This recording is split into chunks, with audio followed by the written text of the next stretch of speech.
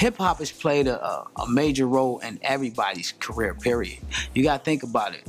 The transition from what real music was, you had R&B, you had rock, and you had, it wasn't pop music at the time, you know what I'm saying? So right now, hip hop has really took a big push to push a lot of different genres out the way. In saying that, I think that they're trying to merge hip hop and R&B together and not keep them as separate entities. So we gotta watch out for that, because I don't want us to fade out like, you know, like something like disco. We don't want to be that type of entity. So I think that people gotta understand what the biggest disconnect is right now for us, because we were the driving force. Us in country music was the driving force in record sales back in, you know, especially when I came in the game, because we had a connection to our fan base. You know, the consumer mattered. But right now, I think, you know, us R&B artists, we're doing like what rappers do, and that's talking about money, talking about fortune, talking about fame. And now the audience, they will listen to it, but they don't want to buy it. You know, it's not a connection anymore.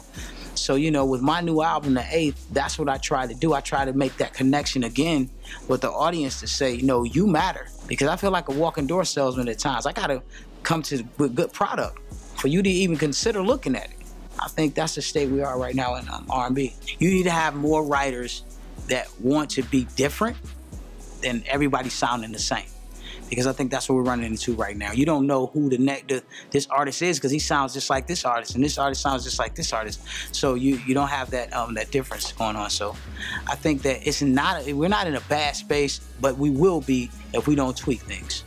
You know, the music game has truly changed a lot, bro, from when I started. I first took off, it was like 1999. And that's when R&B was cracking. You know what I mean? You had Luther Vandross, you had R. Kelly, you had Babyface, you had Michael Jackson.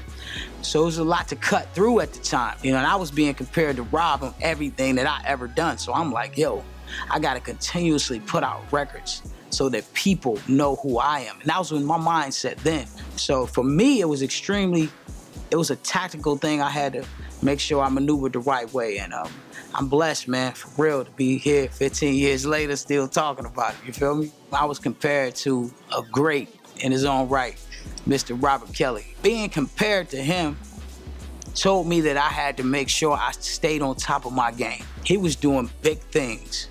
When I say big things, to be compared to somebody at that level told me that I had to really be on top of mine. So at times it got kind of weird. It did, because it was like, yo, it's y'all cousins, y'all brothers. I mean, what's really going on?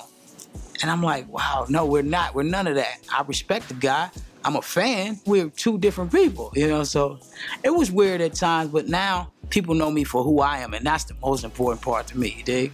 When you come in and you're doing something that everybody else is not doing, you have to have a sense of, if you believe you can achieve it. That's how why D'Angelo's D'Angelo. That's why Prince is Prince. I was like, I don't know what you want me to do. Like, we don't wear the same size. So it was just a moment, you know, and the music was going. So he ran out there, took his pants off, and finished the show in his boxers. You know, I ate good, you know, nice chunk of the brownie. I ate most of the brownie.